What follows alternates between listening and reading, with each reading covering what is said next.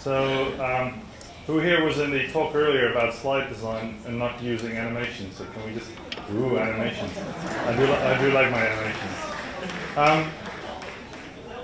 We all occasionally have one of these days where we want to use things, but we can't quite figure out how. The world is designed for us. It's all so easy, yet somehow, once in a while, even with all good intent, we just can't manage.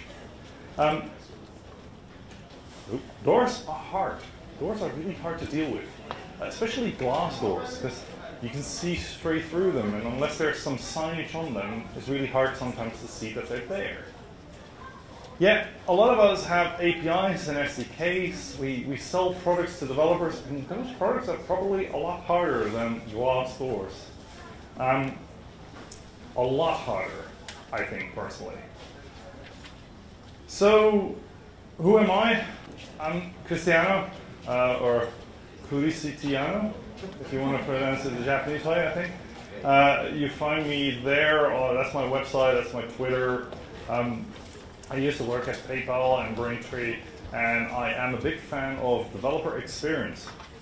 I like to write about developer experience. I like to look at websites like GitHub and look how they take a developer from first landing on a website to kind of become, make that first API call. How do they take people along that journey? I also like to look at open source projects like the SDKs that companies write, and what do they put in the READMEs, what do they put in the documentation. And I work for clients like these, small clients, big clients. I try to help them understand where the problems are in their flow, but I'm not going to talk much about that. What I want to talk about today is developer experience and the worst things that I see. To me, developer experience is like users are to UX, developer experience is to developers.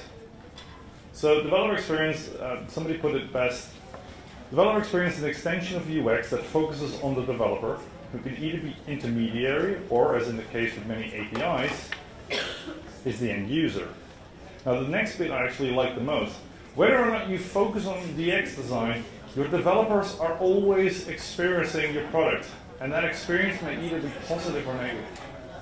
So for all of us who have an API or a developer product that we're selling, even if you don't think about developer experience, your developers are still going to have an experience with your product. And it's up to you to decide whether or not that's a good one or a bad one. So what is developer experience to me? To me, if you have a platform, you want a successful user on it. That's normally a target that we want to have, right? We want to make our users successful. And I think in a developer product, we can generalize that a little bit more. We can say, okay, it's a developer and a successful, developer product and a successful developer. And at the start, we'll start off somewhere with a fresh new developer, a developer who first gets introduced to your product. And we'll take them on that journey to become a successful developer. And then afterwards, we hopefully make sure that they have long-term success as well. Now that middle bit, that to me is developer experience. It's that journey from first site visit, from first landing on your website or meeting you at a booth, to that successful integration, that moment where they have a successful company that uses your product. Everything on the outside, to me, is both developer outreach or developer advocacy. It's kind of the marketing before and the support after those kind of activities. Now in the middle lives your product, right? And I think your product is comprised of two different things. It's your APIs and your SDKs on one side, and the documentation that you support on the other side, that you write to support it on the other side. And those two things together make your product. And if you think about it, really what this is one is information, and the other one are your tools that you use. And I think the gist of what I'm going to talk about today is how a lot of the information that we deal with is the biggest problem. Not all information that we provide to users is necessarily of the same quality. There's so much information that we write, so much documentation that we write. Often the information is too much, We write way too much for developers. We give it to them too soon when they don't care about it yet. We provide too little information when they do care about it. We provide it unstructured information, unsupportive information, and incomplete information. Now that's just the information section. On the other side, we have the tools. Often we write tools over which we have no control. And I don't know if you noticed, but those are 7 things. And those are my 7 deadly sins of developer onboarding. So let's deep dive into them. The first one, too much information. There's a concept called performance overload. Melinda already talked about this a little bit this morning when she was talking about cognitive load. But performance load is the idea that when we have a door and we have a handle, there's two vectors of performance load on this. When we look at the handle, we can see a couple of things. The first one is the physical load. It's the idea that there's a certain physical load, a physical activity that I need to do to open the door. If it's a really heavy handle, it will take me more physical effort than if it's a really light handle. But the other one is the cognitive load, which is, because this is a handle, I can think about this and I can see that that's probably a door. So what this says is, it says, what does this UI afford? What does this UI let me do? You know, and we can see pull to open, because it's a handle. Now, and how do we see that? We see that because there is a handle. You get cognitive dissonance when we deal with UI where the signifiers don't necessarily signify what we can do with it. So in this case, we have a handle, yet it's pushed in to open. Now, this is not that much of a complicated one because we see it quite often, but it still means that every time somebody comes to that moment, they have to think, is this push or pull? And it gets really overloaded when you come into situations like this, where there's handle in the middle, there's bar, so is it push, is it pull, then there's 4 different signs and warnings on it. At that moment, people are just like, okay, I'm just going to take the different door because I don't know how this works. They're going to walk away. And this is the same thing we see when we look at I love Amazon. I love their products, but this is cognitive overload. People look at this and they walk away. They go somewhere else. So yeah, cognitive overload is a situation where you as a teacher give too much information or too many tasks to the learners simultaneously, resulting in the fact that the learner is just unable to process all that information that you're giving them. It's just above the limit of what they can do at that time with the information you've given them. So there's some solutions to that. One of them is chunking. If you chunk information into smaller sections of about 8 items at a time, people are more likely to remember that information or process that information. And if you give them multiple chunks of chunks, they're actually more likely to remember a larger percentage of those items as well. So Amazon kind of does that, but they do it in a pretty cool way. If you actually go to one of their other sites, which is their 10-minute tutorials, they apply a different rule, which is the 80-20 rule, which is the idea that your users will use 20% of your features 80% of the time. And they clearly recognize that because they've prioritized that rather than showing you all the things on one page. They've gone, okay, most users want to use our computes. They want to probably spin up a Linux virtual machine, launch a Windows machine. Those are the things most people want to do, regardless of what they're building. So put those things first, rather than the other 80% of features. So that was number 1. Number 2. Information too soon. It's kind of cognitive load again, but cognitive load number 2. Do we all recognize what this is? Right? I'm not sure. I'm sure we do. It's what we press in case of a fire. You break the glass. Now it's kind of cool because it has a low cognitive load, we understand quite easily, break the glass, fire alarm goes off. Yet at the same time, it has a medium physical load. You do need to break the glass. You need to actually press and break the glass. And the reason why we do that is because it prevents abuse. Nobody will accidentally lean against the button to set off the alarm. Now, we did the same thing in kind of our UIs. These kind of things. Are you sure you want to continue? It's low cognitive load. We can see, like, oh, am I sure I want to do this? Yes, I really want to do this. Continue. Yet, it does require a little bit of physical load to make sure that you do this, you know, you actually click the button again. Now, that's a good example of putting cognitive load in the way of a user doing something. But quite often we do the same thing, especially around forms. So when you have a form like this, your name, seems like a pretty easy one, right? Just type in your name. Yet the moment we put like a little star in it, right? So the little required item, then we're already changing the context of it. Because suddenly people will ask the question, okay, who can see this? Do I fill in my actual name here? Or do I fill in a fake name? And then if I fill in a fake name and then later on I decide I want to put in my actual name, is like, can I change it later? These are all questions people are asking as they're filling in any information. Now, names are quite easy, but it gets really weird when you have these kind of questions, which is more normal for like a developer experience onboarding, like I am a developer, designer, business owner, marketer, etc. Okay, same question again. Can I change this later? What is this for? If I'm a business owner and a developer and I pick business owner, do I still get API keys? I don't know. Why are you asking me this information now? That is cognitive load. All those questions that people are asking as they look at your forms, your signups, etc., they make it hard for people to continue.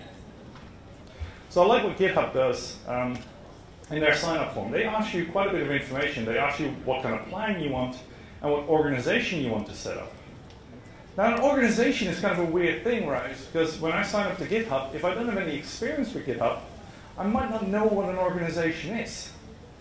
So I need to first understand what an organization is before I can make a decision about if I can set one up.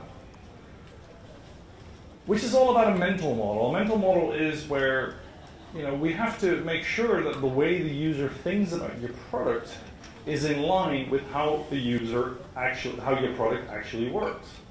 And if those don't match, it becomes really hard for somebody to reason about how to use your product. So yeah, a mental model is an explanation of how somebody thinks your product works. It's an explanation of somebody's thought process about how something works in the real world.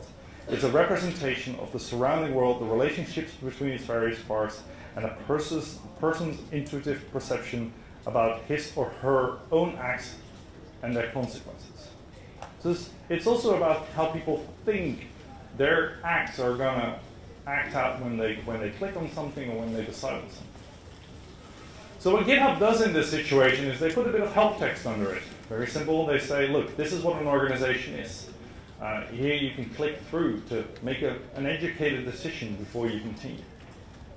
Now, that is an optional choice. You can click that or not click that, so a lot of people won't click that. But for the personal plan, you actually need to decide at that point. And that's a tough one, right? It's the question of, can I change this later? Do I want a paid plan or a free plan? Now, luckily, they put some text under it that says, don't worry, you can cancel or upgrade at any time. That takes the load away of you having to make the decision at that time, to feel like you're being forced into it, and it makes it easier for everybody to continue. What's interesting is what they've done here. This is the second screen you get after sign-up. This is not the first sign-up page. What they've done here is the idea of progressive disclosure. It's the strategy for managing information complexity in which only necessary information is requested at any time. Now what they've done here is when you go to github.com and you're not logged in, the only thing they ask you for is to pick a username, to provide your email address, and provide a password. And then that is really low cognitive load. I know those ones. I know what my standard username is. I know what my email address is. I know what password I want.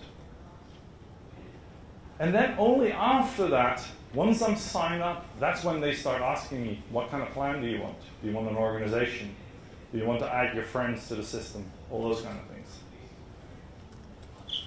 So all the hard questions are postponed. Okay, number 3, information without structure. When we read a book, there's a lot of structure to the book. We have the page numbers, we have the current chapter at the top quite often, the table of contents somewhere in the front of the book, the index in the back. We can flip to the next page just by pulling the corner, and we can flip to the previous page by pulling the other corner. All those things help me understand where I am in a book. What page am I on? I can look at the book and see approximately how far through I am. It tells me where I can go. I can go to the next page or the previous page, or I can look at the index and see what pages, what chapters there are. And I can see where I came from. I can see what pages went first and what pages went after. All of that is the idea of just signposting. And we do this online all the time. If you look at like most websites, you'll see like, okay, there's some navigation at the top. The navigation tends to be there as we move across the site. It will stay there. We'll have links which will tell us you can click here and go there. And then when we click on one of those, the navigation might change and tell us, look, you are now within the Get Started section. And within the Get Started section, you're in the overview. And here's a little reminder, you are really in the Get Started section. Yet a lot of websites I deal with are missing that basic structure that tells us where we are at any point, that tells us where we can go, where we came from. How do I go back? A great way to show you where you are within a website, like this is on Facebook for developers, is a breadcrumb. You know, we're in the docs for games. And on this page, I can drop down and see exactly the outline of what's happening on that page specifically. This kind of design goes hand in hand with the idea of the Gutenberg diagram. It's a diagram that describes the general pattern followed by the eyes when we look at evenly distributed, homogeneous information. I actually had to look up if this applies in Japan as well, but in most of the Western world where we read left to right, it looks something like this. You kind of get that F shape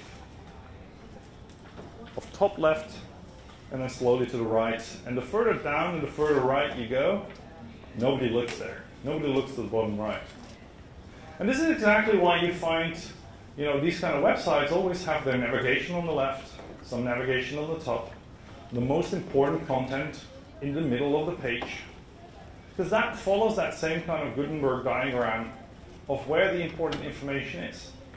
So if you want to structure your site, and if you want to structure your information in a way that allows people to find where they can go, those are the places that they're trying to look for that information. Only people with really high motivation will scroll down all the way to the footer and start looking in there. It's after they've given up looking into those places in the first place. Number 4. Too little information, too late.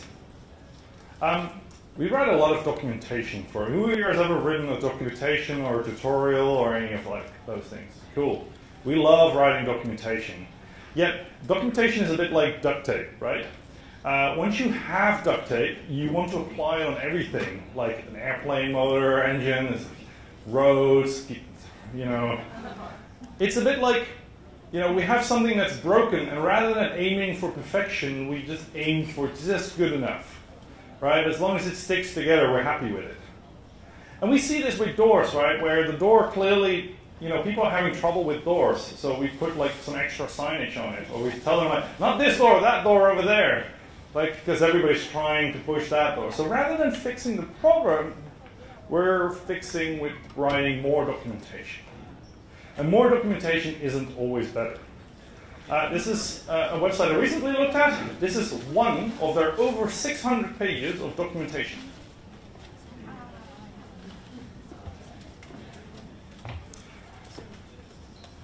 we do clever things with documentation, where we might have some product, right, which it does something awesome, right? But with this, it needs to be really specific, right? It needs to be a Boolean on a Tuesday and an integer on every other day, and on Sunday it can only be true, right? So we add these little text boxes under it, say, watch out, our product is a bit weird. Do it this way. Where ideally what we should be doing is, this looks like progressive disclosure, right? The thing I talked about before. It looks like we're giving people the information when they need it. But that's not really what happens. It's more like progressive revelation, where it's like, oh, you probably ran into this problem. Here's the explanation why. Ideally, we should be solving the product at that point. We should be looking at the product and say, look, by the way, it can be a Boolean or an integer. Our SDK will figure it out for you. We'll figure out what day it is and which value it needs to be, and we'll make it happen for you. That's actually using documentation the right way, rather than just adding more constraints to how people can use your product.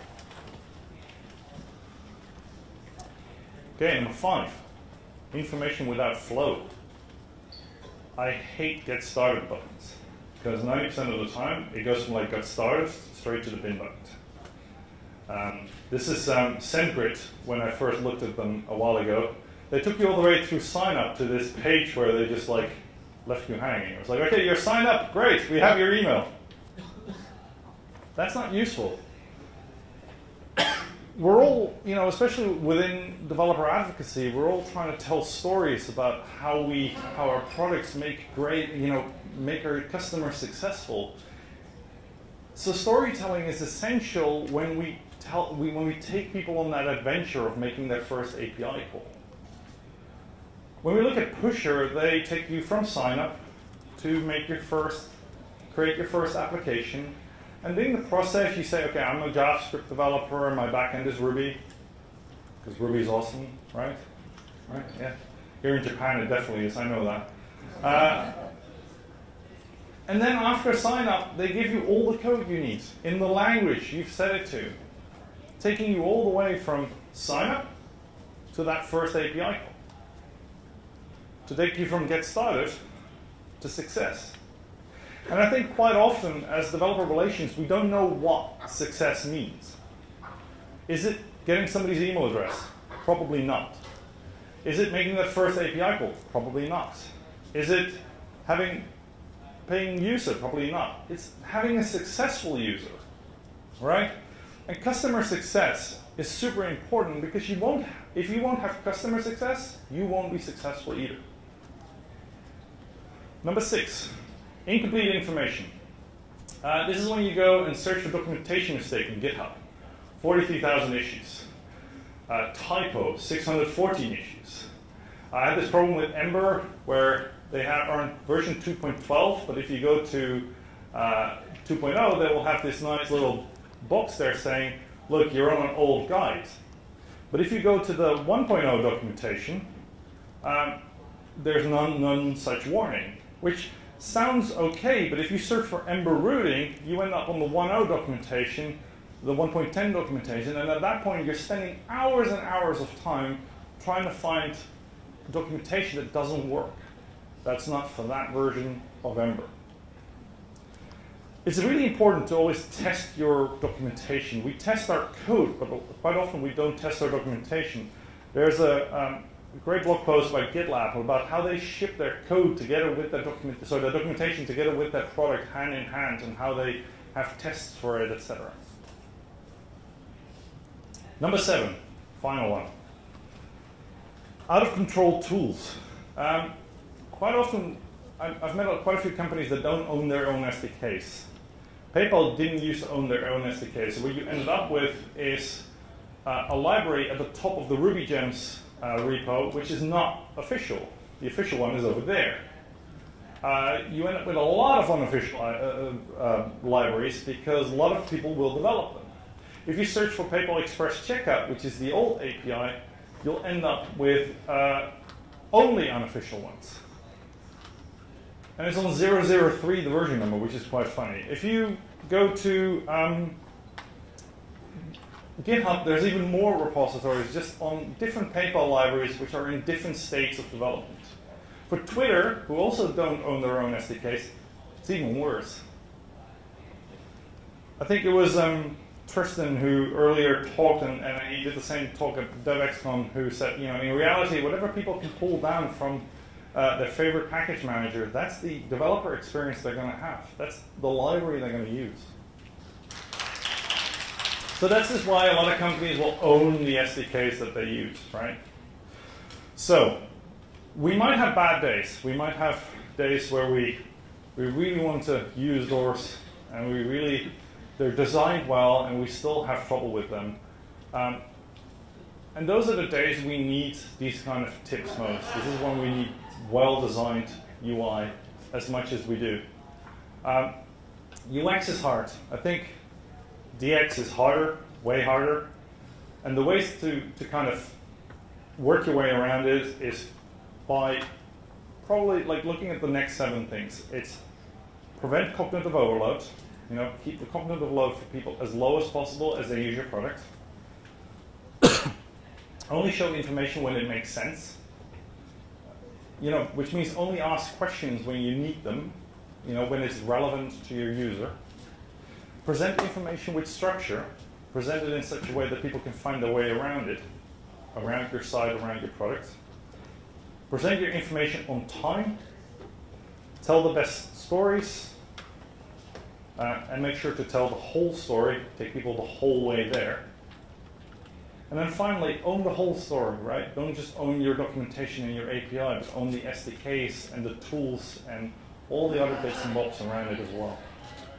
So thank you very much. That's it from me. I have some book recommendations. This one already got mentioned earlier, The Universal Principles of Design. It's like 125 different design principles, all put into one book. It's great to just flip through. There's a lot of stuff in there that I did not cover, which I would love to cover, like signal-to-noise ratio, readability, wayfinding, all these kind of things. There's also a great book from Norman about the design of everyday things. He talks a lot about glass doors. There's a whole thing about, there's a book called Envisioning Information, which is great about how to kind of present complex data. And there's a book called The Mom Test, which is a really tiny little book, but it really helps people to understand how you ask questions the right way without getting biased information. So on that note, thank you very much. My slides will be online in a moment, so thank you.